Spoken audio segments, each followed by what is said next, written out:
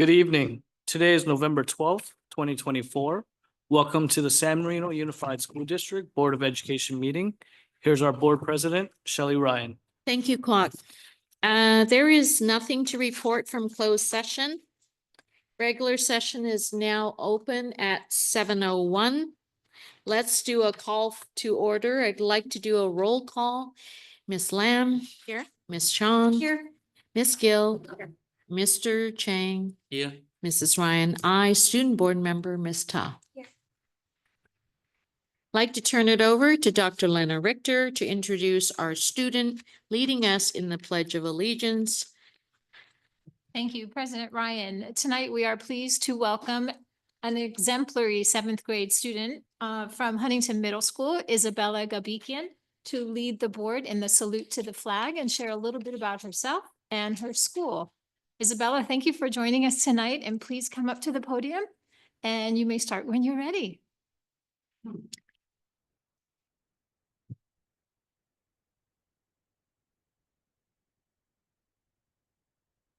Good evening. Thank you, Board President Ryan, members of the board, Superintendent De La Torre, members of the cabinet, and everyone in attendance tonight for allowing me to express my appreciation. My name is Isabel Gabikian, and I am a seventh grade student at Huntington Middle School. Accompanying me today are my parents and my brother. Nicholas is not only my younger brother, but as I am sure you will find out in the years ahead, he is the real secret to my success, since I have to keep working harder and faster just to stay ahead of him. I would like to take the opportunity to thank my principal, Ms. Hazlett, Ms. Roberts, and the distinguished faculty that have nominated me for this occasion. I greatly appreciate this honor and would like to share my experiences at Huntington that I believe make it such a treasured learning environment. As some of you might know, I transferred to HMS from outside of this district because of the academic opportunities available here. Unlike most of my classmates, I was not exposed to a traditional school environment for over 3 years prior to enrolling at HMS, as I was homeschooled since the start of the pandemic. As would be expected after not going to a traditional school for so many years, I felt overwhelmed and apprehensive about the start of an in-person schooling at HMS. Thankfully, after a few weeks at HMS, I felt welcomed and supported by my teachers and classmates. Huntington has provided me with a balance of social enrichment and academic rigor. Having the opportunity to take geometry as a sixth grader with Mr. Fitzgibbons brought out the best in me. It allowed me to flourish as a student and to find my place in the school. Sense of comfort and familiarity fostered my self-confidence and allowed me to explore new opportunities once foreign to me. My parents were surprised by my newfound enthusiasm for choir. This was due to Mr. Jameson's humor, musicianship, and inclusiveness. They would have never imagined me voluntarily signing up for a solo performance in front of hundreds of strangers, but HMS's welcoming environment inspired me to step out of my comfort zone and risk the spoils of fame or embarrassment by taking a chance, recognizing that I was surrounded by fellow risk takers. This sense of encouragement led me to join extracurricular clubs and teams at school, such as Magic Club, Math Team, Girls Varsity Tennis, and Science Olympiad. This sense of community is enhanced by activities including Noontime Fun, Huntington Breakfast, Outdoor Education, Spirit Weeks, and school dances. Each one of these activities provides an opportunity for me to learn, to grow as a confident adolescent, and to do my small part in contributing to the overall success of Huntington's community. This focus on education and kinship continues to benefit me as I have been granted the opportunity to take Algebra 2 at the high school.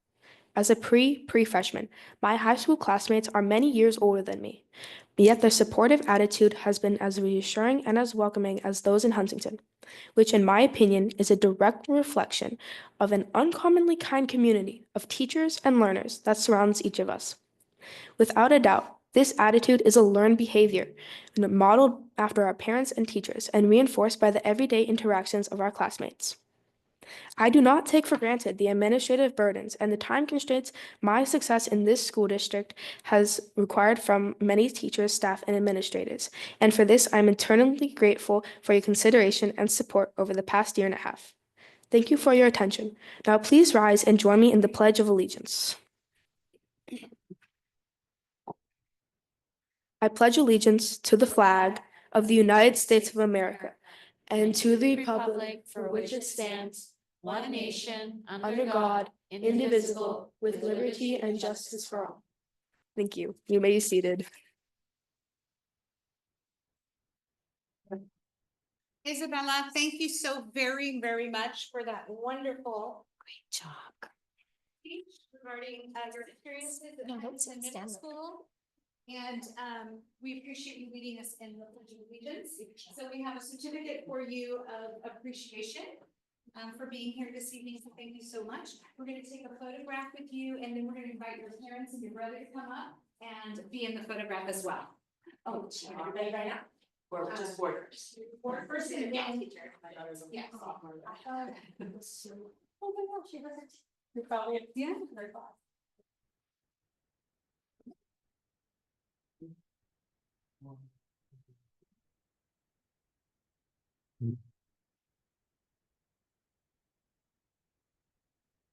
The principal and the parents and the brother that she's having a. Yes, Mom, if she wants. Yes,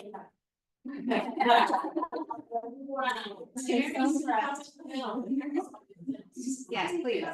Yeah. Yeah. Take them back. There you go. Perfect.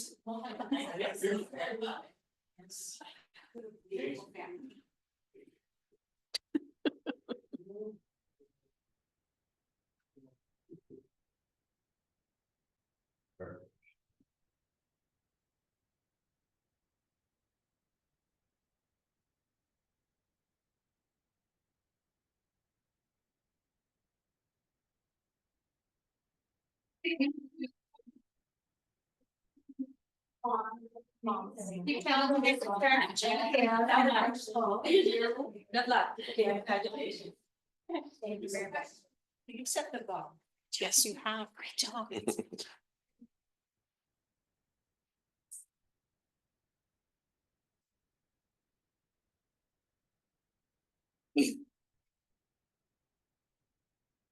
Good night. Thank you so much. Next, approval of the agenda. Do I have a motion to approve the agenda? Motion to approve the agenda? Thank you, Mrs. Gill. Thank you, Mr. Chang. Roll call, Mrs. Lamb, Aye. Ms. Chong, Aye. Ms. Gill, Aye. Mr. Chang, Aye. Mrs. Ryan, aye, and Ms. Ta. Aye. Thank you. Approval of minutes. Do I have a motion to approve the 10/22/24 meeting minutes? Move to approve? Thank you, Mrs. Chong. Thank you, Mrs. Gill. With that roll call, Mrs. Lamb, Aye. Mrs. Chong, Aye. Mrs. Gill, Aye. Mr. Chang, Aye. Mrs. Ryan, aye, and Ms. Ta. Aye. Thank you. Public comment. The Board of Education has adopted Board Policy 9323B to ensure the public's right to be heard in any matters pertaining to the San Marino Unified School District. Persons who wish to provide public comments will have three options to submit public comments. First, you may submit through an online form. This afternoon, as of 3:30, we did not have any submissions. Had we had some submissions, they would have been provided to the board members, but not read out loud. Request to speak during the meeting via Zoom. Quoc, did we have any, or do we have any on Zoom right now requesting to speak? We do have members on Zoom. All right, so let's give them 1 minute timer. We have 1 minute starting now. Communications from the audience regarding matters not on the agenda or items in the consent or information sections. Please provide your comments now. For items in the action section of the agenda, please provide your comments prior to the board beginning discussion on the items. If you would like to speak, please press the raise hand icon to make a request. If you're dialing in from home, please dial *9 to make a request. Or if you're in the audience, please submit a public comment card. There is 25 seconds left.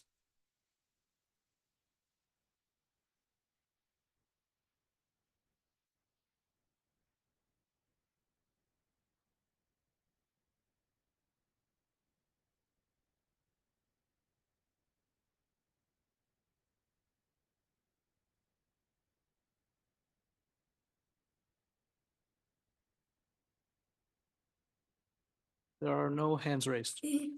Thank you, and thank you for those of you joining us on Zoom this evening. Next, I'd like to request to see if anyone has the in-person via the public comment card. I've received one card. This topic is on CSEA, and the name is James Jacobs. Come on up to the podium.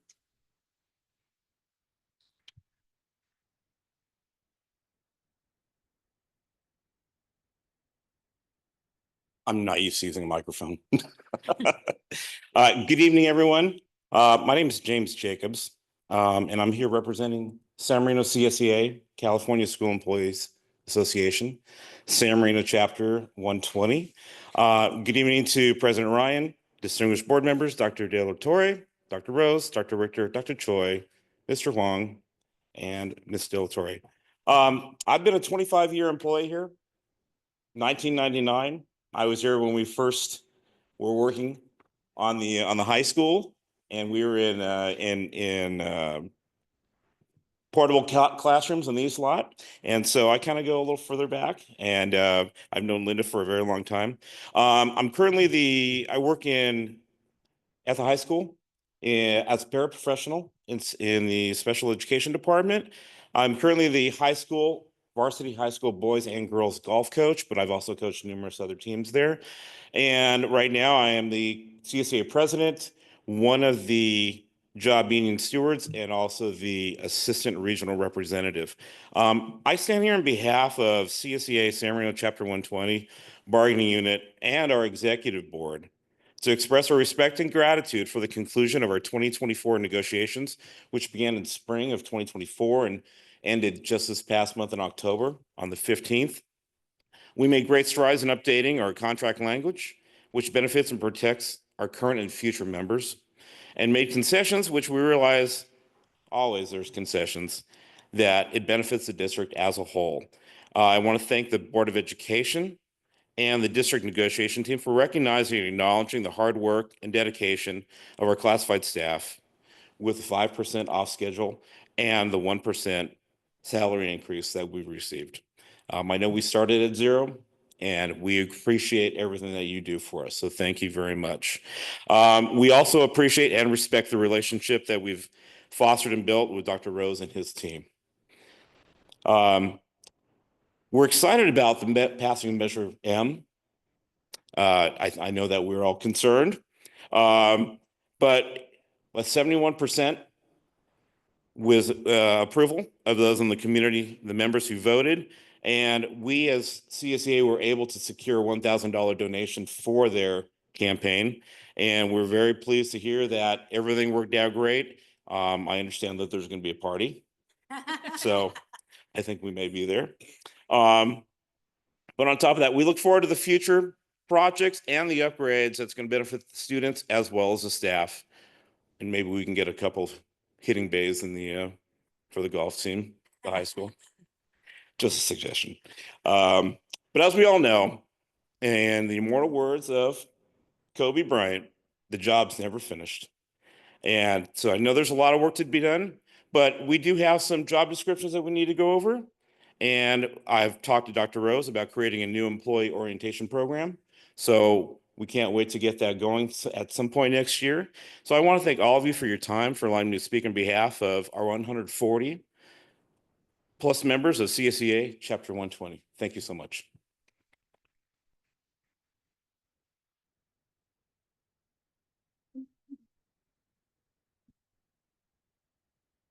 All right, I'd like to turn it now to, this is the public hearing section. I'd like to turn it over to Dr. Stephen Choi to conduct a public hearing on the AB 1200 public disclosure of collective bargaining agreement. And so with that, Dr. Choi. Thank you. Thank you, President Ryan. We'll pause the meeting for 1 minute as the San Marino Unified School District Board of Education is now holding a public hearing on the 2024-25 AB 1200 report disclosure for the California School Employees Association, Chapter 120. This hearing is in compliance with California Government Code Section 3547.5, Education Code Section 42142, and the criterion standards adopted by the State Board of Education.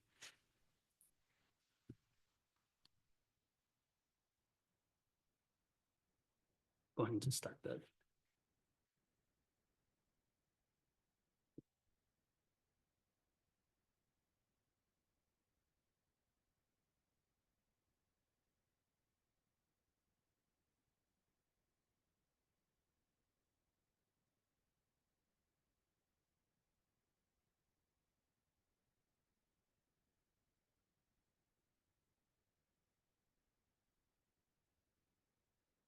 We have 30 seconds left.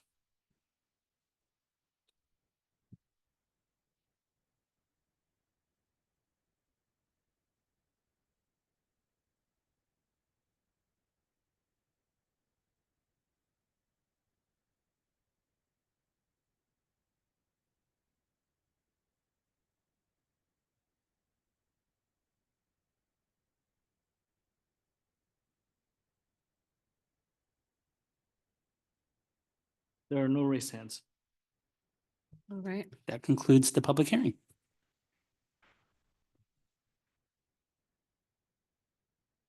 Next, we have the consent section. Do I have a motion to approve the consent section 9A through 9K? I move to approve, but I do have one question. Go ahead and ask your question. I was just wondering regarding item 9I, the obsolete instructional material, what were the standards that were used to determine the books were not usable? The standards that were used by the high school administration and our purchasing department, really looking at the frequency and the duration of the utilization of those books. The books that are on that list have not been checked out or utilized for at least 8 to 10 years. So that's why they have been deemed obsolete. Thank Some of those books may remain and used as supplemental materials as the high school administration reviews them. Thank you. Second? All right, so Mrs. John, you made the motion? Yes. Okay, and Mrs. Gill, you seconded it. So with that roll call, Ms. Lamb? Aye. Ms. Chong? Hi. Mrs. Gill? Aye. Mr. Chang? Aye. Ms. Ryan, aye, and Ms. Ta. Aye. So the motion has passed for section 9A through 9K. Communication section, communication from the Board of Education. We ask that each board member take no more than 2 to 3 minutes to share their communication. Let's begin with Mrs. Lamb. Thank you. Yesterday was Veterans Day, so I hope everyone had a moment to reflect on it. And I wanted to take a moment to thank veterans for the sacrifices made to serve our country. We're very grateful for their dedication and service. It's a reminder of how much we owe to those who protect our freedoms. And on that same note, Election Day last week, I really want to take this moment. Everyone's been really excited because of the passage of Measure M with a resounding 71% support. This is a huge win for all of our schools and for our students and future students as well. And I think it's very clear that the community shares a commitment to making education a priority. So thank you for all those involved to make this become possible. There's a lot of work ahead of us for our team, for our staff, to make all the plans a reality. And last week, I attended the PTA Reflections event and was amazed by the creativity on display. It was so inspiring to see artwork from students across the district, including my own. I want to thank the co-chairs at each school site for hosting such a wonderful event at the Huntington Middle School gym. Congratulations to all the winners and participants. Thank you, Ms. Lamb. Mrs. Chong. Thank you. So I just wanted to say thank you to the Chinese Club of San Marino for hosting such a wonderful Mid-Autumn Festival. That was always a highlight. The highlight was probably watching Dr. De La Torre be a very, very impressive auctioneer. That was quite fun to watch. I also wanted to take this time to share my deepest gratitude to the voters for voting yes on Measure M and to the supporters, both those who are official and those on the ground. 71% passage rate is an overwhelming number consistent with the longstanding values we hold in our community to support our schools and students, and it could not have been done without everybody pitching in. As everybody keeps saying, now the work begins, which is exciting for us all as we embark in a new era to continue to put all students first. And I wanted to speak to something that's a slightly different take on it. I think more than ever, it's critical to maintain fiscal responsibility. Oftentimes we'll see in the news lottery winners or people who inherit some great windfall, and this influx of cash will bring with it some stories of carelessness or overindulgent spending. And at the end, one is left wondering where their money had gone to. And I think we need to be ever vigilant as we continue to embark upon our budgeting practices with responsible spending of our district's operating and Measure M funds. As we look to implement these first phases of the facilities master plan, we will continue to rely on our staff who are trustworthy, experienced, and prioritize student experiences so this district can remain fiscally responsible and fulfill its promises to spend while spending conservatively. And at the same time, I also want to make sure that we are committed to spending today's dollars on today's students. I think in addition to the facility projects, the district will now be able to implement Measure M has the ability to unlock funds that the district has been saving over the years that were heretofore withheld to address facilities emergencies, such as the ones we've had to grapple with the last couple of years. I think looking at some balances in our budget, such as the COP payments, new positions, declining enrollment, these committed balances, in my opinion, ought to be reexamined to restore much needed staff positions, such as assistant principals, college counseling, maintenance, and site support staff, especially as we look to further burden our schools with construction implementation. Carryover funds to provide one-time funding for programs and supplies should be looked at to alleviate fundraising burdens so the PTA can return to funding enrichment programs. And financial staffing ought to be assessed so we do not stretch that department too thin as we implement transparent accountability measures in the administration of Measure M funds, as well as continue to monitor our own revenues and expenses. I think the community needs to keep their foot on the pedal and providing continued feedback to us as a board and as a district to advocate for projects that are important, but perhaps were not prioritized in this particular round of bond funds. And in the face of all this, we need to constantly innovate to ensure that our curriculum is up to date, our instruction effective, and our student support comprehensive. Measure M will provide for our needs so that tomorrow's students will be educated in a safe and modern learning environment. And our budget can ensure that we educate today's students with today's dollars to continue the traditions of excellence that our community expects and voted for with their yes on M. That's all for me. Mrs. Gill. Thank you. I have attended quite a lot of events myself in this past few weeks. I mean, we through Red Ribbon Weeks at the schools, Halloween, PTA meetings, homecoming game, the PTA council meeting, reflections, which I was just blown away by the level of talent that our students have and what just a second grader. I mean, Mrs. Lamb and I were saying, like, I can't believe this was a 7-year-old who did this. And I did go to the Valentine Veterans Day Assembly last Friday, and I too would like to express my gratitude and appreciation for all the men and women who serve our country and who have served, truly have given everything for our freedom. So I do appreciate that so much. Measure M passing is such great news for our community. On so many levels, the investment in our students and our school district, in our own property values, I think it's just so many positive things going forward. And there are just so many people behind the scenes that will not be thanked by name, but we could not have done it without each and every one of these people. So thank you. That's it. Mr. Chang, thank you. I attend several event activity, including the Huntington Breakfast and Valentine Halloween parade, and also PTA reflection, and also Veteran Day ceremony at Valentine to relate for Jen Chong about the Mid-Autumn Festival party hosted by Chinese Club. I did get some comment. I said Dr. Territory is will be the permanent See what happens when you do something too well. it's Oh, boy. for the auctioneer. Excellent, and also no cost. I work for free. Okay. By the way, I want to comment on the Major M. Yeah.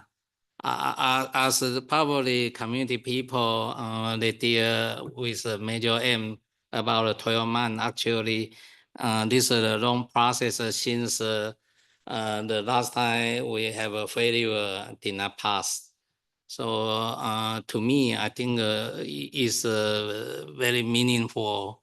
So before election, I have a lot of anxiety, but thanks God, you know, the 71%, and today also just update, you know, 4 p.m. So right now it's about more than 5,000 voter, they voted yes. I think this is an unusual victory. I think due to last 2 years, I think the school district is able to make a success. I attribute to this to our executive team, especially Dr. Territory leadership. And also our board member also have the good vision, and you know we make a determination we want go for the major aim. So and also the school teachers, staff, and also the community, the parent, and including the you know those the citizen, they don't have a kid at the high school, in the San Marino Unified School District. I think everyone realize, I think the education investment is most valuable for the future to for the San Marino community. So with that, you know, I like to show my appreciation. I think this is very meaningful. Yeah. I hope the next step, you know, we can cautiously and you know use the fund to make a good quality environment for our kid, the student. Thank you. Thank you, Mr. Chang. And so with all of these words, I don't want to take too much time because everybody's touched upon all the things I want to talk about. Thank you to Huntington Middle School for Huntington Breakfast.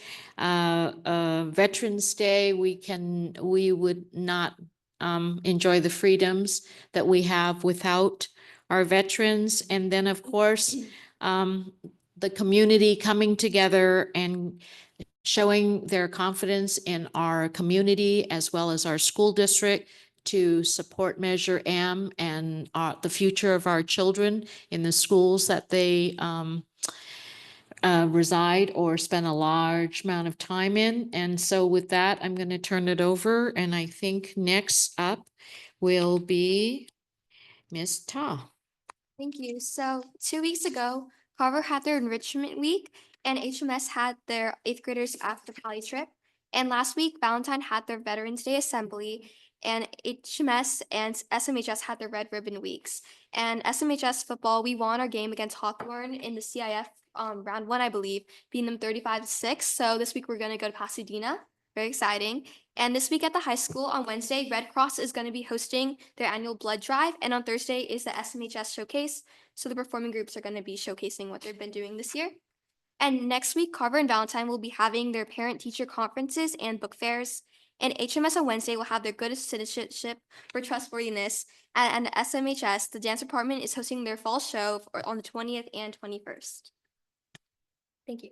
All right, Dr. Linda Delatorre. Thank you, President Ryan, members of the board, executive team, student board member Ta. I just returned from Washington, DC, and it was an amazing experience. I feel very honored and privileged to have been there on behalf of San Marino Unified School District to receive the National Blue Ribbon Award for San Marino High School. I was accompanied by Dr. Wolf and by professional educator Scott Barton from San Marino High School. And we do plan to bring the award to the district office during a board meeting and sort of showcase the award and what it means to San Marino High School. We're having the mural repainted at the high school so that it's prominently displayed for all to see. And we're very, very proud of that accomplishment. we know that every school in our district has been a national blue ribbon school, and every school in our district is a California distinguished school. And we've had so much to be proud of this past year in terms of being the #1 top performing unified school district in the entire state of California based on our math and ELA scores. I'm so proud of every single teacher in our school district, every single student in our school district who works so hard every day to meet the expectations that our community has for our education in San Marino. I'm very proud of our administrators, and I'm very thankful to our Board of Education for their wisdom and their leadership and their ability to think long-term and plan for our future, as evidenced by the recent passage of Measure M. And I'm just so grateful, and I feel so blessed to be in a community that really values education. And I see that every day. And everyone came together and we passed this bond, not just with a slight margin, but 71%, that is more than is required to pass a parcel tax, which requires 2/3 of the vote. So we only needed 55% and we got 71. And I think that speaks volumes about the pride that San Marino residents have in their school district and in their education system. Having said that, we have been busy at the district office working behind the scenes to plan for the future and for our next steps in terms of managing the bond going forward. So I'd just like to share a few of those points with the Board of Education. Our immediate goal, of course, is to be able to ensure that the funds are managed responsibly and strategically, which would include establishing oversight, engaging professional experts, and maintaining transparency with the community. So we have drafted a preliminary plan, and it starts with a citizen oversight committee appointment process. So we're going to be talking with the Board of Education about establishing this Citizens Oversight Committee to ensure accountability and transparency in the expenditure of all bond funds. And I wanted to give you perspective on the timeline of that process. That happens within 60 days of the bond vote being certified and put into the board's minutes. So just in hearing from the Registrar Recorder's Office, it appears that they will continue to update those numbers until December 3rd. And so right around December 3rd is when they will certify the vote, and we will include that information on our December board agenda.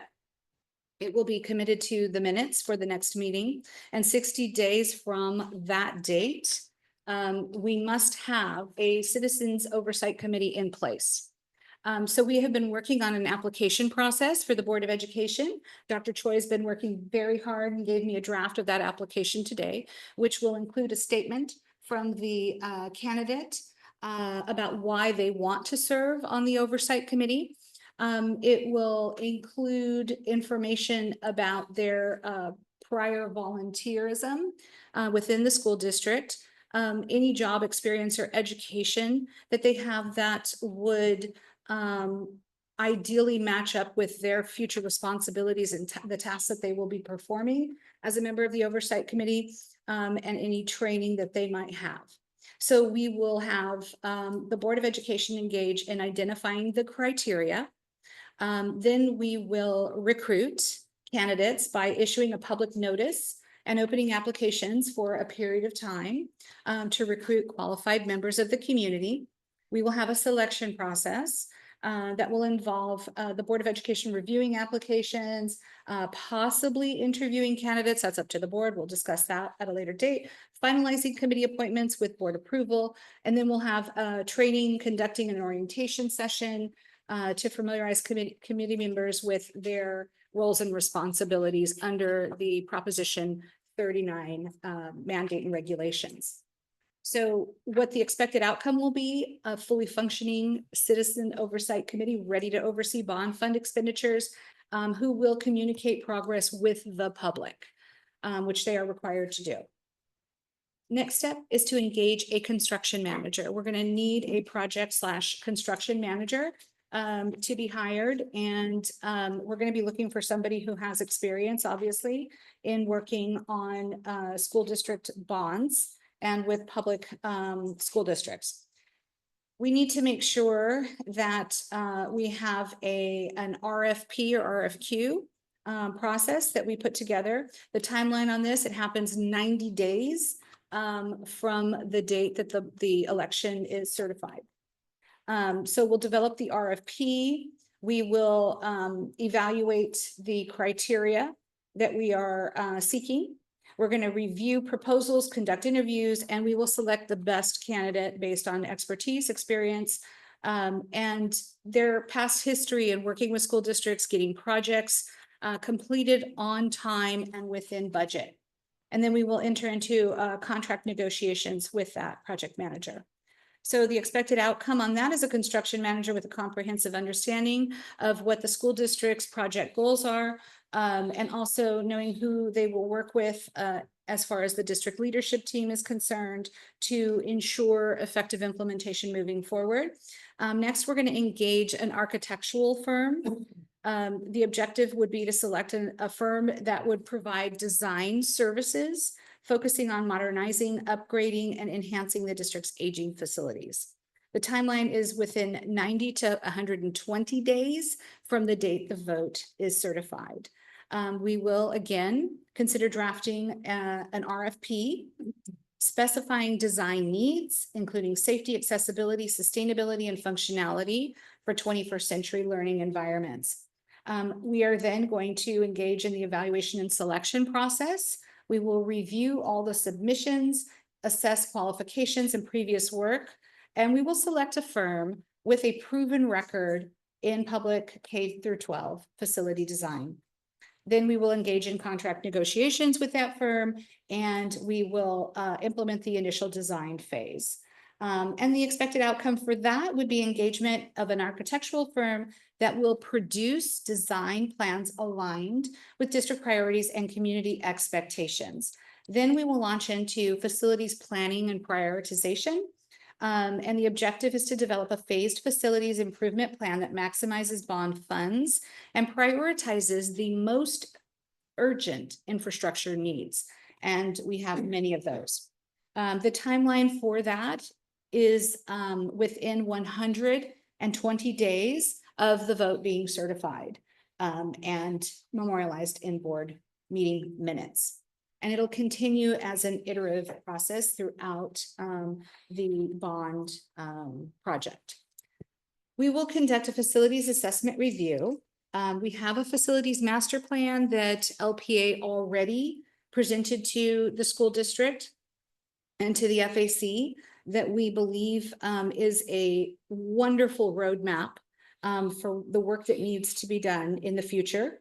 And so that is sort of going to be the guide for the Board of Education and the district in implementing those projects. We're going to continue to seek community input and conduct community and stakeholder meetings to ensure broad-based support for prioritized projects. Many of the facilities advisory committee members I know are still willing to provide input and support. We will engage in a phased implementation plan. We're going to create a phased construction and improvement timeline based on priority needs, impact on student learning, and funding availability. We're not going to get the $200 million in one lump sum. The money is likely to be issued in 4 increments over time. And so we will continue to keep the board and the public apprised of the issuances of the bonds as they're issued. And we will, of course, talk you through that as we move forward. Board approval. We're going to present a final implementation plan for the Board of Education's approval before proceeding with initial projects. So the Board of Education is going to know what is happening every step of the way. And that level of communication is absolutely vital as we move forward. The expected outcome for that phase is a clearly defined project roadmap and community support and board approval guiding the bond's implementation over the coming years. And this is going to be multiple years. Bond fund management and reporting. This is the big one. Our objective is to establish robust financial oversight and reporting practices to track expenditures and maintain transparency throughout this process. The timeline is ongoing, beginning immediately after the bond passes. So we don't have any money right now, to be clear. Once it's clear that the bond has passed, we don't just get a check. These bonds have to issue and be released incrementally. And so again, we are going to need to set up a very comprehensive accounting structure. We're going to set up dedicated accounts for bond funds to ensure clear tracking and auditing of expenditures that will be separate from our district budget and our district funds. We're going to have quarterly reporting. So we'll develop a reporting structure for regular financial updates to the Board of Education, to the Citizen Oversight Committee, and to the community. We will have annual audits. We will coordinate annual performance and financial audits to confirm compliance with the Proposition 39 requirements in order to maintain public trust. And our expected outcome here is a transparent, accountable, and compliant financial management system that ensures the responsible use of every single bond dollar. Community engagement and communication, this cannot be understated. Our objective here is to maintain consistent communication with the community in order to build trust, and I should say maintain trust, report progress, and celebrate milestones. This timeline is ongoing. So actions would be project updates, publishing updates on the district website, via newsletters, and in community meetings. We have to communicate. Media and social media. We will use social media and local press to showcase project progress, key achievements, and upcoming goals to keep everyone informed in a timely way. Our COC meetings support our Citizen Oversight Committee meetings as an avenue for community questions, comments, and transparency. We plan to be very involved in providing reports and information to the Oversight Committee as needed and on a regular, frequent basis.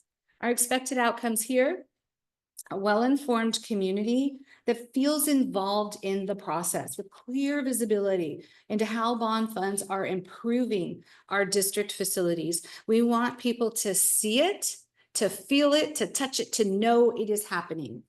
And in conclusion, our plan outlines the key steps necessary to begin the effective implementation of our bond project and our facilities management plan.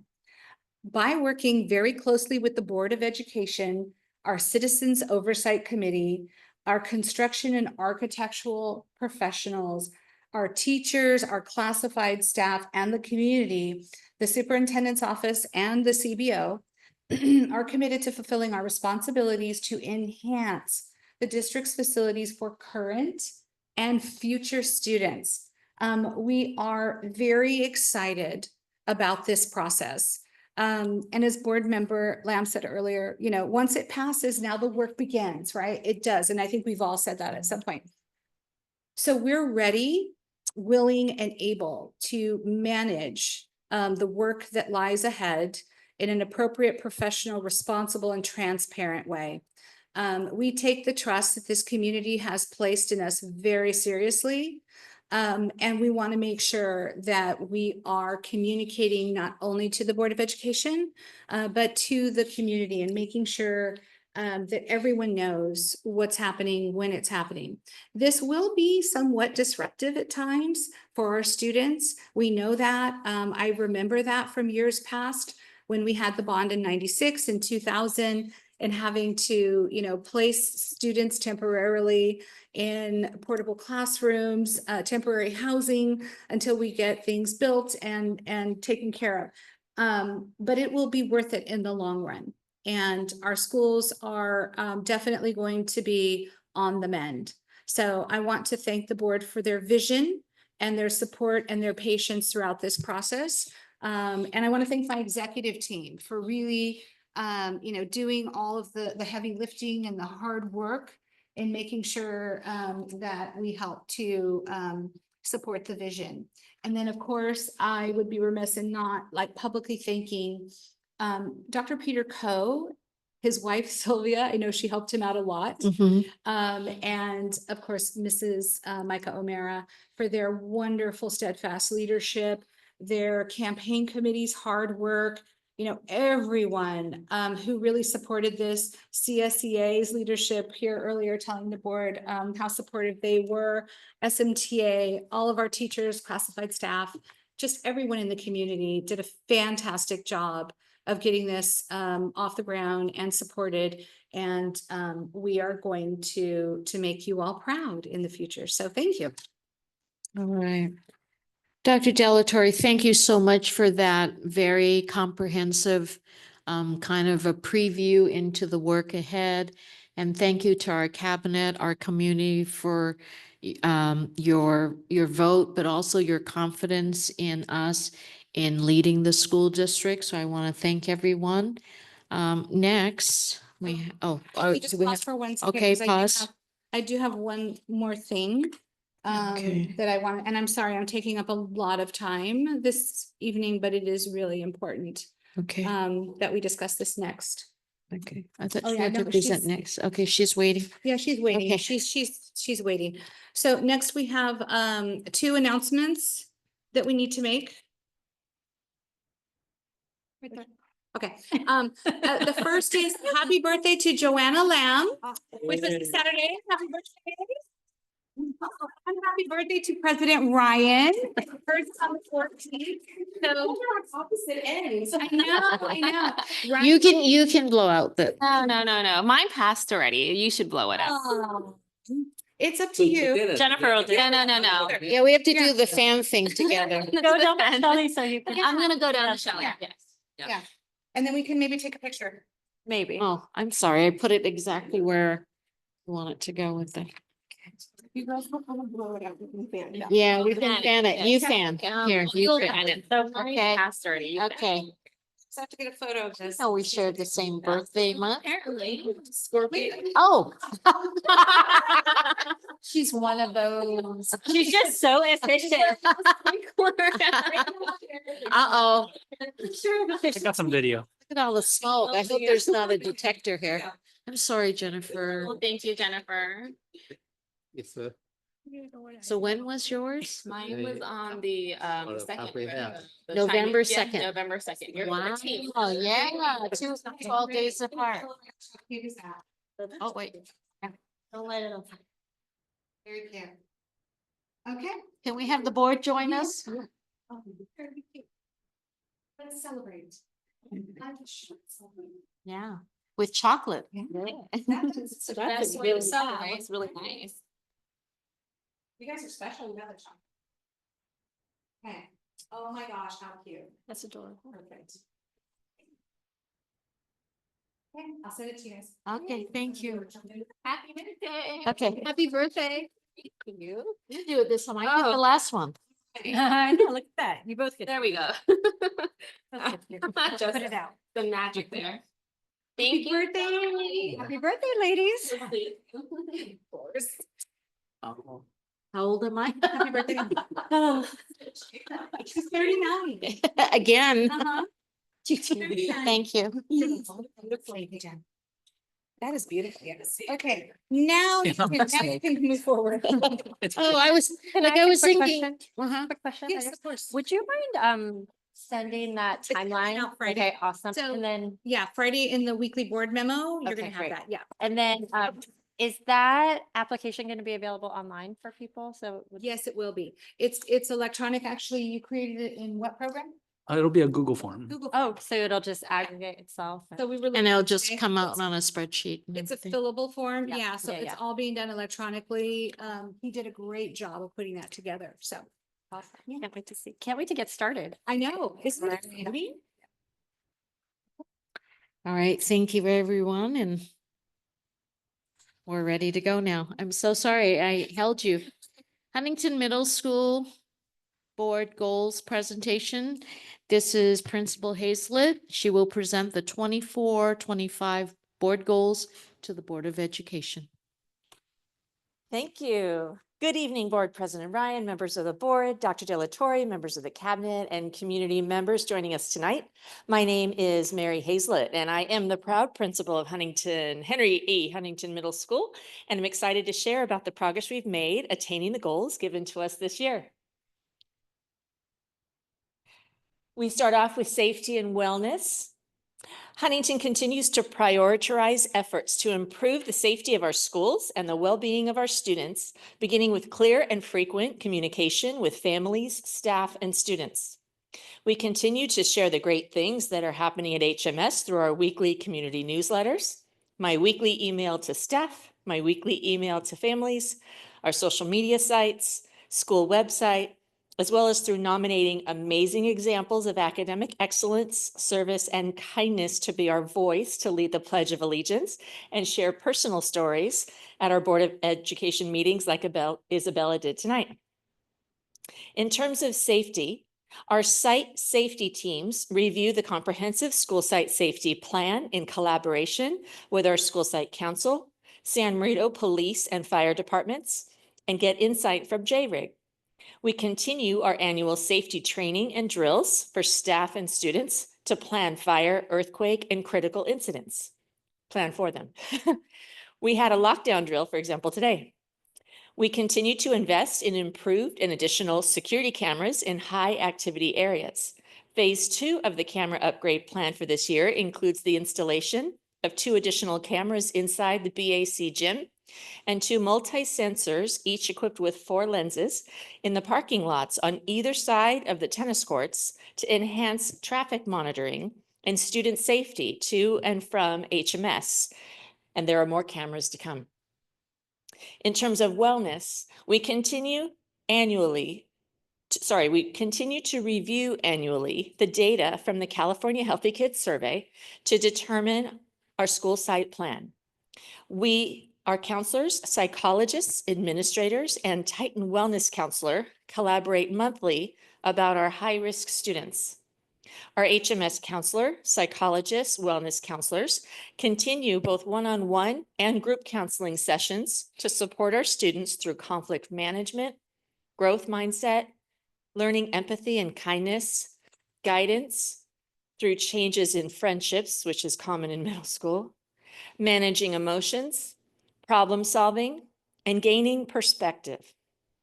Our Zen Zone continues to provide a space not only for one-on-one counseling sessions during class time hours, but also a space to decompress, recalibrate, and have some quiet time during lunchtime.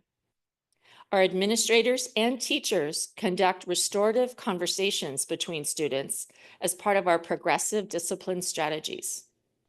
We continue to share with families meetings hosted by the Titan Wellness Center, Partnership for Awareness, and Chinatown Services through our weekly newsletters.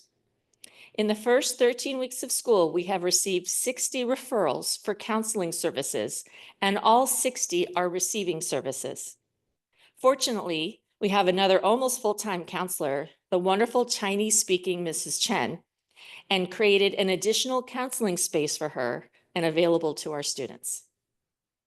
Focusing on our staff wellness, our PTA hosts appreciation events such as coffee carts, lunches, and monthly treats in the staff lounge. They provide our staff excitement and relief through the general annual wish list donations program, allowing staff to supplement their classrooms with supplies and resources. Our staff social committees are very active, providing times to meet and support each other, offering acts of kindness and support for those in need, and celebrating milestones together.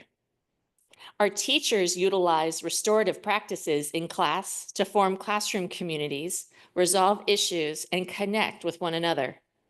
One of our star restorative practices teachers, Mrs. Doan, led a circle with our entire staff at the beginning of the school year, resulting in knowledge of new things in common, shared experiences, and lots of laughter. These times help our new hires to get to know our staff and develop a support network, because the first year of teaching or the first year at a new school is hard. All right, Now I'm moving on to fiscal health and sustainability. We continue to collaborate with our San Marino Schools Foundation and PTA affiliates to promote enrollment at HMS, which is at capacity with a current enrollment of 713 students. We got 2 more today. Our annual events, such as the showcases at Huntington and San Marino High School. And yes, as a reminder, Thursday night is the high school showcase beginning at 6 p.m. Everybody go. Our 5th grade parent night, Arts Rock, and Move Up Day promote what's great about HMS and San Marino High School specifically. I've already hosted tours for prospective families, and our reputation continues to be the destination school and district in California. We continue to work with PTA affiliates, San Marino Rotary Club, Partnership for Awareness, the San Marino Schools Foundation, Chinese Club, and other community organizations to secure grants for items and actions on campus. We continue to collaborate with staff and community partners to effectively use Prop 28 and arts, entertainment, and instructional materials block grant funds, adding things such as additional music sectional coaches, new instruments, instrument repair, and a new kiln for our art students. Our PTA plays an active role in supporting the needs of Huntington with their time, effort, and fundraising events for students and families. Our most recent example was the outstanding Huntington Breakfast, where in addition to providing a wonderful carnival environment filled with homemade pancakes, Chinese breakfast, games, inflatables, and great prizes, they raised, at recent count, between $63,000 and $67,000. The profits go right back to supporting our staff and students through allocations for things like athletics, arts, academic teams, and part of the 6th grade Chromebook upgrades. We're grateful for the support we received from San Marino Schools Foundation. I attended the new family mixer again this year, and I'm always so thrilled to meet our new parents and share their excitement about joining our community. We all know how fortunate we are to be a part of San Marino Schools. And we share our experiences and wins via social media, such as our recent league championship wins for flag football and girls JV volleyball. All right, moving on to demonstrating a conscious culture of service, value, and appreciation. At HMS, we know a culture of service, value, and appreciation benefits not only our students, but our entire community. We celebrate achievements such as Good Citizenship Awards, outstanding art displayed through the campus in our glass cabinets and our front lobby, and special student recognitions in our arts and athletics programs. We publicly celebrate our amazing PTA and community partners, our event chairs and school volunteers who help make our schools so special. We offer opportunities for families to participate in school activities, such as chaperoning the 6th grade dances, supporting our noontime fun events, and flipping pancakes or supervising the inflatables at Huntington Breakfast. We are so appreciative when we can partner with community groups, such as when Howard Chen, Boy Scout Troop 359, offered to help refurbish our Peace Garden as his Eagle Scout project this fall. He did an outstanding job working with staff, including Mr. Cardenas, our Director of Maintenance and Operations, because he even improved the sprinkler system. Howard was recently highlighted at a city council meeting where Dr. De La Torre was there to thank him for his generous contribution to our school community, which benefits not only HMS students, but also Chinese school students. I make a point to express my appreciation to our partners, Chinese Club of San Marino and the Chinese School, through my interactions with their leadership, attending as a guest their recent Mid-Autumn Festival, where they had beautiful musical and dance performances and a lively auction, bringing in generous donations to our San Marino district and therefore HMS. I also appreciate being a member of the San Marino City Club and attend their regular dinners with informative and inspiring speakers. One ended up being one of my parents who used to work for Disney's Imagineering, and this month we're meeting the Pasadena Rose Queen and her court. Time spent getting to know the members of the San Marino community, hearing their stories, and being able to share with them how successful our schools are benefit all of us through more knowledge of the community. All right.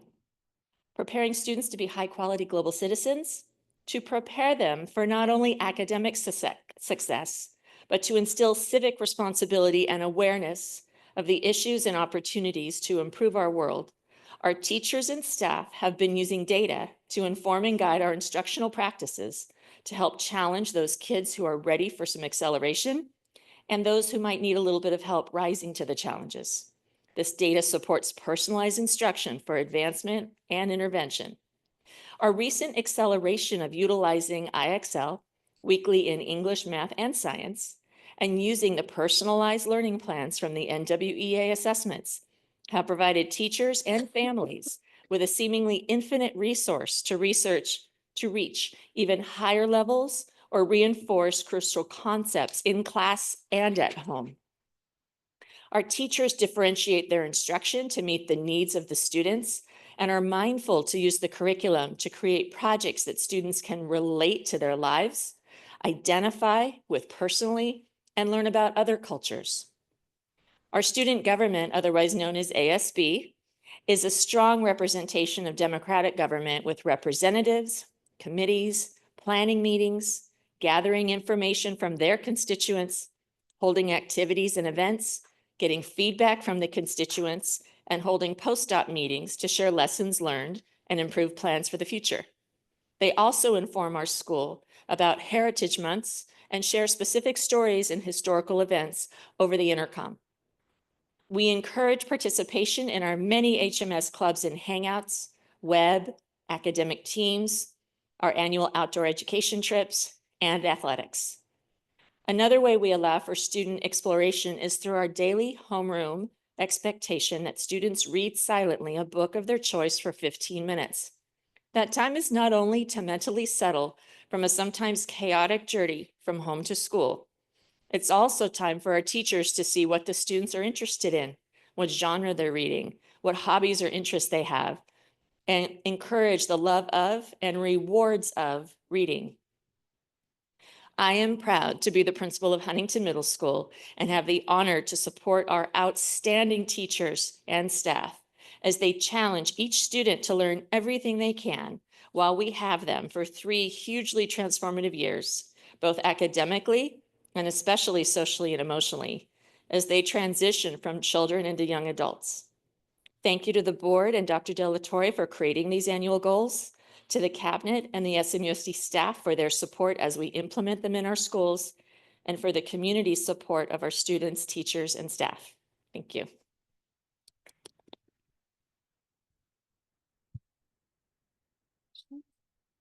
I have a quick, thank you so much.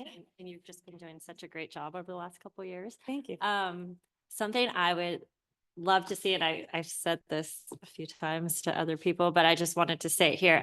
I would love to see a Washington DC trip offering for our 8th graders, because I think especially after an election year, like the one we've just had, I think the kids are more and more aware of just government and politics and the way that like campaigns are using social media and all that. And if they could see that, where it really goes and where the work gets done, I think it'd be so beneficial for them. So. Yeah, I agree. And I have experience chaperoning when I was a teacher at the high school and I taught government and economics, a small group of students. And we went to Washington in January during the transfer of power. And it was a contentious year that year.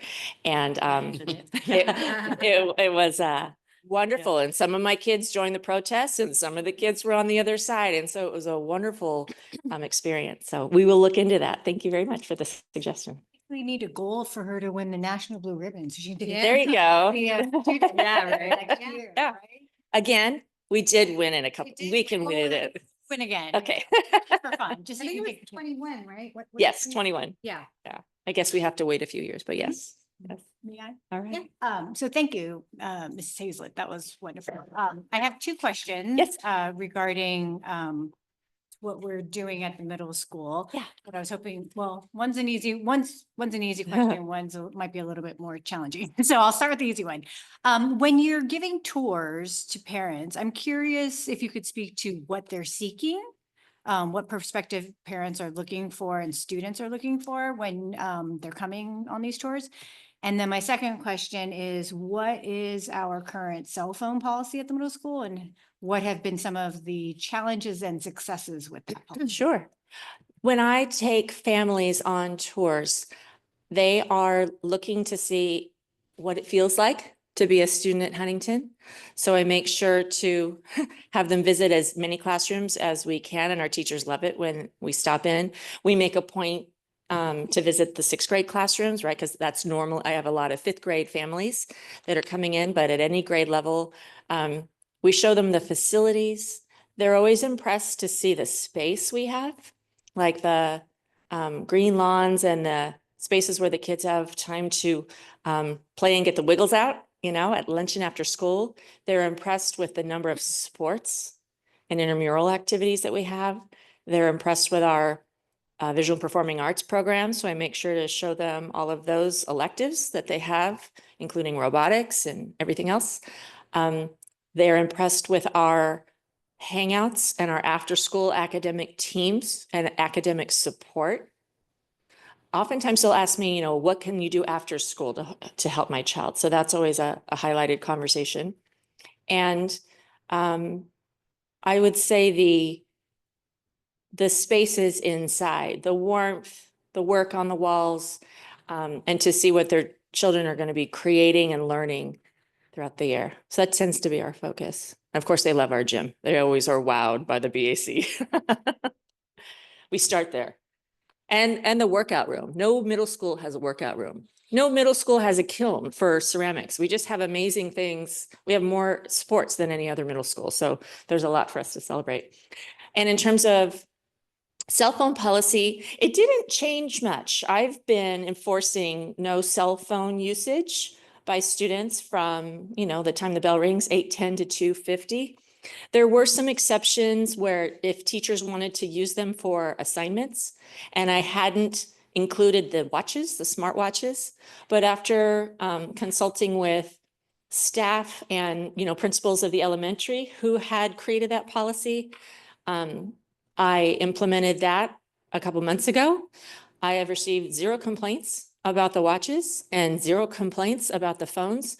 And the teachers who had allowed cell phones for projects, I bought them iPads so that they had a resource that all students could use. Because I come from districts where not all students have those resources, and I'm always mindful that I don't want to create an expectation to utilize a resource that maybe not all students have, and it helps cut down on the distractions.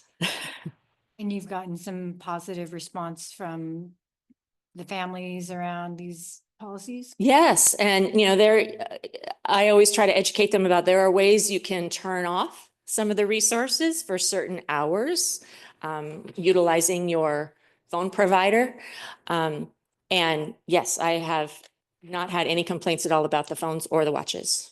And I've had very little need to confiscate. I don't feel like students are using them anymore. They understand that they're to be kept away. And, before school, I allow them to use it. And I thought of, changing that. Like as soon as you come on campus, you have to put it away. But I thought, no, sometimes they're communicating with home, last couple of things.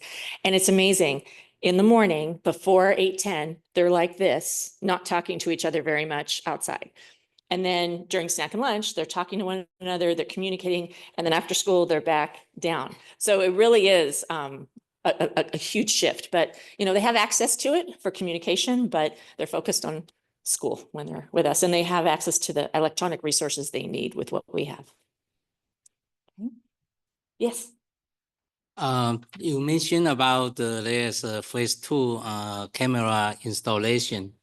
So is that's a new addition or what is, or they have a new future? It's phase 2, part of the Department of Justice grant that we received for the cameras. And we accomplished everything in phase 1, and we had a remaining about $100,000 remaining from the grant. And that's our phase 2. So we wanted to maximize the use of those funds to install those remaining cameras.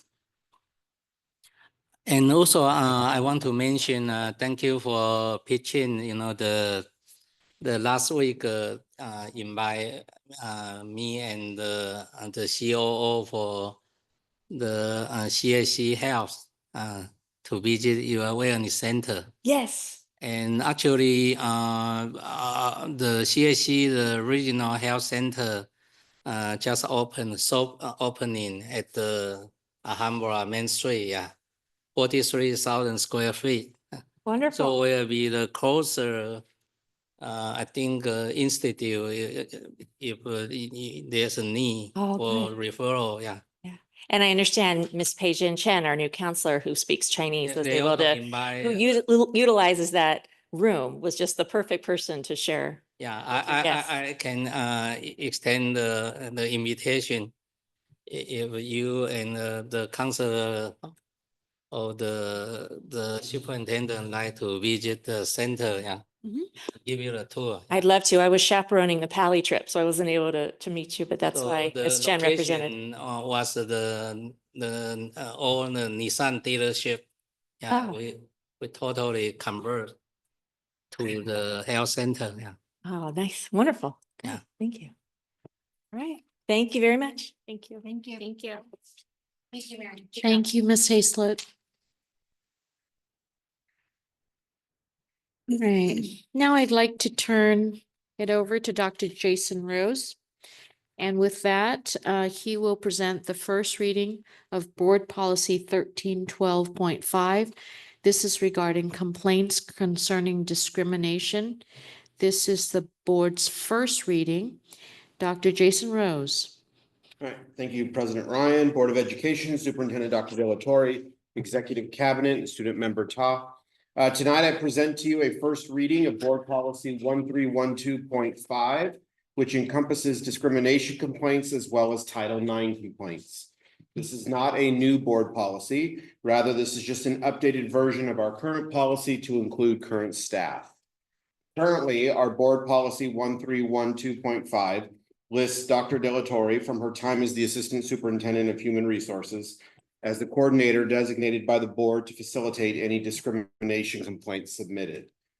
The proposed updated policy lists both Dr. Richter and myself as the coordinators designated by the board. Dr. Richter would coordinate any discrimination complaints regarding students, and I would coordinate any discrimination complaint regarding employees. Other than that change, the remaining text of the policy remains the same. And so in that, thank you, and I'm happy to field any questions that you may have. I had a hard time finding this in our actual board policies online. Oh, not all of our board policies are online. Only the board policies that have been updated are able to be accessed online. Okay. So yeah, you'll find that probably about half of our board policies need to be added to an electronic version. So this is one that we would be posting online after the second reading and the board's adoption of the revised policy. So it's not really a change, it's just updating. them. It's just updating the names. So I guess it begs the question then, if one wanted to look at board policies and they're not all online. They're here in the superintendent's office. Jennifer Delatorre has a complete set in her office, so they're available for public inspection. Great, thank you. All right. So any other further questions? All right, I have a motion. Move to approve? All right. Information item. Oh, sorry. Yeah. Action? No, No. information. Thank you. First reading. Okay, it was Yeah. here. So note that. Yeah, it's just first reading. Okay. I don't know then, yeah. All right, next I'd like to turn it over to Superintendent Dr. Delatorre to request the Board of Education's approval for the notice of the annual organizational meeting, which will be scheduled for Tuesday, December 10th. There's the notice. Okay. Do we have to do A Notice, first? yeah, A, Dr. Choi's. AB 1200. Oh, I missed Dr. Choi. Oh, yeah. That's the one that needed the, I actually crossed him off. Sorry, Stephen. Okay. Sorry. We both decided you weren't going on. I do need item 12A approved. All But right. however, good evening, President Ryan. Hang members on, of the- let me introduce you. I'm Thank you. so sorry. I did cross you off, but I thought it was Jason, so I crossed him off really quick. Now you know how it feels.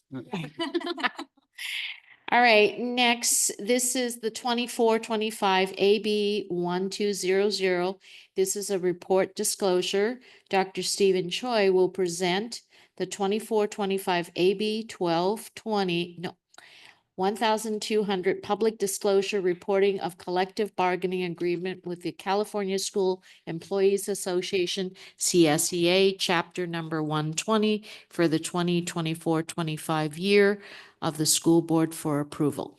Thank you, President Ryan. Members of the board, student board member Chloe, and executive team. AB 1200 requires California public school districts to publicly disclose the provisions of all new or amended collective bargaining agreements upon ratification. This process and a public hearing held earlier tonight ensures fiscal accountability and transparency, supporting our district's long-term stability and commitment to high-quality education. Item 12A is an action item presenting the AB 1200 disclosure for the district's recent agreement with CSEA. Key terms include a 1% ongoing salary schedule increase and a one-time 5% off-schedule payment issued before the ongoing increase. The Los Angeles County Office of Education has reviewed our analysis and confirmed that we can maintain state-required reserves and sustain our financial commitments over multiple years without compromising educational quality. It is recommended that the Board of Education approve the AB 1200 disclosure for this agreement with CSEA. Thank you. Are there any questions? I Okay. have one question. Regarding definition, 25.1 reclassification. So it says reclassification is the upgrading of a position to a higher classification as a result of the gradual increase in the duties being performed by the employee in such position. How would that be different? I guess I'm confused about how that would be different from having a new position, and then how does that interact with the requirements to fly new positions? I'm sorry, making are you any talking- sense? Where are you seeing that? Oh, So there? Is that, oh, you know what? I'm on the next one. She's on. I'm on the next one. I'll save my question. I'm sorry. Okay. Okay. I'll second this. Thank you, Mrs. Gill. Thank you, Mrs. Chun. Roll call, Mrs. Lamb. This is the right, she's referencing the right document. This is the right document, right? Yeah, that's the right Wait, document. is this the right It- document? Yeah. This is AB If- 1200. If Stephen, if you can, or Quoc scroll to Sorry, okay, page thank you. 23. I know, it's so long. I was It's, getting it's, confused. she's in the fine, like the terms of the agreement. If you scroll Article- down. Look at your page. So number. she's in Article but they're not 25, different page 25.1 definition. They have a- Okay. So yes, there. Oh, okay. That's, Article so she's 20 oh, yeah, referencing yes. this definition. So that definition, reclassification. reclassification. Okay, that's the language you. in the contract. Oh, Perhaps Dr. Rose can. so the previous language for reclassification was literally just, that's the only thing that was in the contract, was that first paragraph that is all being struck. And there was no process outlined. The remainder of the language now is all of the new process. So I'm just, I think I can answer. So your question. I'm sorry if I missed the question. What was it? yeah, my question, I guess, let me see if you Yeah, understand. yeah. Okay, so a reclassification, Oh, it's not necessarily of a vacant position, right? It could be my position, let's say, not superintendent, but let's just imagine that I'm a school site administrative assistant. Okay. And the principal now wants me to also oversee ASB accounting. Okay. So then the principal wants to reclassify my position because my current job description only includes duties and responsibilities that would be performed by an administrative assistant. There's nothing in my job description that says that I will do any accounting whatsoever.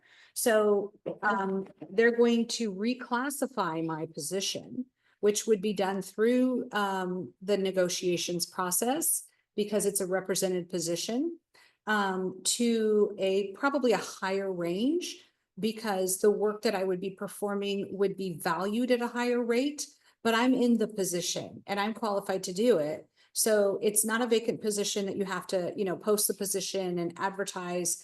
They're just reclassifying that particular position because of operational needs, or it could be as a result of a reduction in force. And we're having to consolidate and put positions together because we're reducing the number of positions that we have at a particular school. So by reclassification, that terminology is referring to basically the job duties. Mhm. Correct. Descriptions. Outside of what their normal. Okay, so it's not necessarily the job title changes, well, it's just It usually does, though. name, Yeah, job yeah, title change. right. Okay. Yeah, it could be both. But it does not necessarily mean volume either. So for instance, if I do invoices and I normally do Yeah. 2 invoices, all of a sudden now I'm getting 10 invoices, does not Nope. mean a reclassification. Okay, but it's not a new job position itself. No, it would be one of our positions. Typically, it's one of the positions That that are currently already, exists, that's that already being exist in the reclassified. district. Okay, so I was reclassified, right? When I was Assistant Superintendent of Human Resources. And Julie Boucher left as Assistant Super Business. They reclassified me, they rewrote the position description so that my responsibilities included oversight of business services. So I was the Assistant Superintendent of Admin Services, right? So I was already here in a position and they just reclassified my job. And doesn't necessarily require it to be flown Nope. as a position in that. Correct. Because all of that is done through the collective bargaining process. And it can be initiated by the employee or by the district. Got it. Okay, thank you. But this is all internal. None of this will end up being public, right? Because if you go further, it's all Correct. negotiated and Correct. everything. Personnel, classified confidential personnel matter. Mhm. Thank you. I renew my second. Thank you, Mrs. Gill. Thank you, Ms. Chun. Roll call, Ms. Lamb, Aye. Mrs. Chun, Aye. Mrs. Gill, Aye, and Miss- thank you for all your work on this, everybody. Mr. Chang, Aye. Mrs. Ryan, aye, Ms. Ta. Aye. All right, like to turn it over to Superintendent Delatorre to request the Board of Education's approval for the notice of the annual organizational meeting scheduled for Tuesday, December 10th, 2024. Thank you, President Ryan, members of the Board of Education, Student Board Member Ta, and executive team. This evening, I'm recommending approval from the Board of Education for the 2024 Notice of Annual Organization Meeting pursuant to California Education Code Section 35143. The Board of Trustees of each school district shall hold an annual organizational meeting. The board shall notify the county superintendent of schools of the date and time selected, which is Tuesday, December 10th, 2024. The purpose of the annual organization meeting is to elect a president and a clerk from its members, appoint a secretary to the board, seat new officers of the board, authorize signatures, approve the board meeting schedule, and appoint board representatives / alternates to various organizations and standing committees. In order to comply with Board Policy 9100 and Education Code Section 35143, the board shall hold an annual organizational meeting in a year in which a regular election for governing board members is conducted, which took place this year. Do I have a motion to approve the notice of the annual organizational meeting scheduled for Tuesday, December 10th? Move to approve? Thank you, Ms. Lamb. No, just one little note. I think you read the old one, which did not make mention of the vice president, but the new one does. The new one is the attachment that will be signed and sent to the county. So just because in here it only mentioned president and clerk, but we actually do elect. The President, vice agenda was president. updated this afternoon at 3:30. Right, I'm just referring to the one that was read just now. That's all. That's what I have in front of me, so. Sorry, when I printed it, I probably didn't So I update. just wanted to make a note that that the correct one will include the vice president. Oh, yeah, and we had talked about that this morning. Okay. They The talked about the attachment vice that's signed president. will say it. Yeah. All right, so do I have a motion with the amendment of the president, vice president, and the clerk? Mrs. Lamb. Move to approve? Mrs. Lamb, thank you. Second. Thank you, Mrs. Gill. And so with that roll call, Mrs. Lamb, Aye. Mrs. Chun, Aye. Mrs. Gill, Aye. Mr. Chang, Aye. Mrs. Ryan, aye, Ms. Ta. All right, are there any last comments from the superintendent, Mr. Chang, our fellow board members? Yes. We are sorry about during this section, asked 2 questions. Okay. For this handout, San Marino Unified School District, 2024 to 25 budget assumption. I think, so you see this one? Yes. So the assumption in the revenue, so we put projected CBEDS enrollment. So I think that this preparing in, no, this is the full meeting in the June 25, 2024.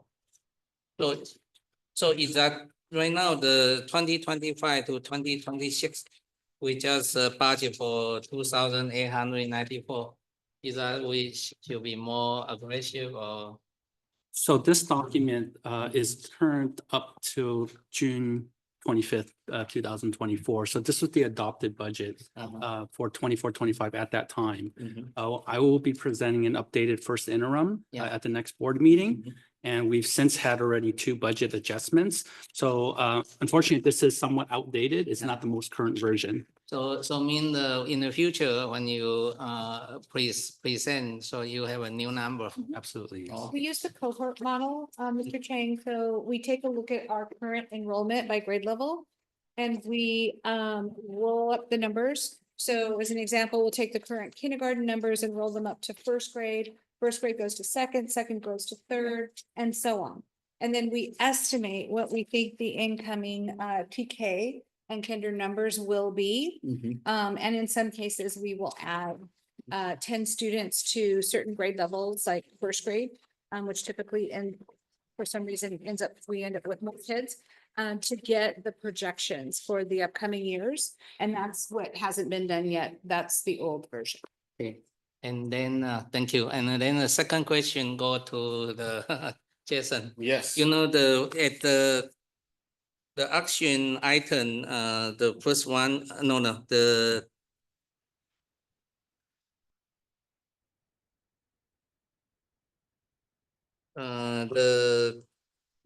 collective bargaining agreement. So I look at for the insurance page, appendix C-2. C-2. So I'd like to know because we offer for the PPO and also we option for the HMO. So HMO, they have 2 choice. One is a brochure, another one is a Kaiser. So how many percent the employee they choose the brochure? How many percent they choose the Kaiser? I know right now the Kaiser the premium is very high. For example, you know, for brochure 2 parties 491, and then the Kaiser is 640. I know the majority of our HMO employees are Kaiser. There are not that many Blue Shield. Okay, so I mean the employee right now is a trust for the Kaiser. Most of them. Provided. I think as a matter of fact, we have more members covered under Kaiser than we do under Blue Shield on either plan. So the majority, right, of our membership is Kaiser, which is. But that is lessening because Kaiser continues to go up at a higher rate. So we are losing some from Kaiser, but the majority of them are. So mean if the employee they have a family, so they have to pay more. So in for our the school district, the premium we provide, also we So for our employee only people, those are the ones that are primarily no cost, because there's no cost to them. But as soon as they start involving their family, that's when they start making some other choices. Okay. And just as a reminder, public education tends to have higher rates than private industry because of the demographic that we serve. If you think about our system, we traditionally have an older workforce. And, you know, if you think about, you know, tenure and job permanency, whenever a district has to do a layoff, they lay off the least senior people, right? First, and they keep the more senior veteran people who tend to have more chronic illnesses. And so that drives the rates up. Because when you compare some of the premium costs that we have, even in our JPA, which helps us to manage those extreme costs over time because of the number of people we have in the plan. There's a big difference between what people are paying in private industry, where they have a younger workforce and a lot of times, you know, the younger workers aren't even going to the doctor for anything for chronic conditions or even preventative. And they don't really need the health plan, and they have those high deductible plans. And we just, you know, we have a different clientele, if you will, demographic that we serve in public education.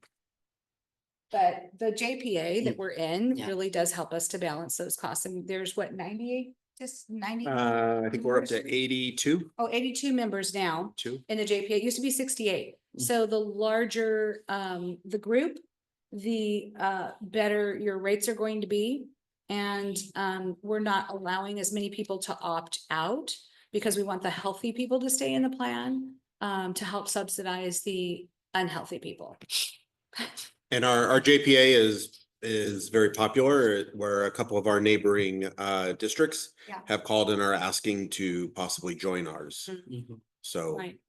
we are Well, where ours they is want to becoming be. expensive, right, as an option, and so are a lot of the other JPAs and trusts. What's the one in San Diego County? Viva? There's Viva. That are- VA, yes. And I think that's getting very expensive, so.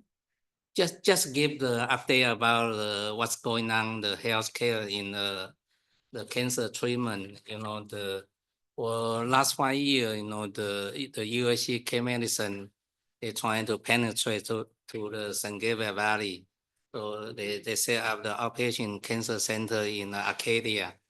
And then the City of Hope, they always promote the cancer center. So they've been in the nationwide. They became I think the number 5, yeah, the ranking. And recently there's a big donor donated the money to Huntington Health. So then they in the Fair Oak, they will build a cancer center. So mean I think the every health sector they are trying to grab the cancer patient. Can I Yes. just make one request, somewhat related to the organizational meeting as well as the next board meeting? The academic advisory committees have been set aside because of all the work that everybody's been doing. And so I would just be curious at the next meeting if more information could be provided about the intentions for the academic advisory committee moving forward.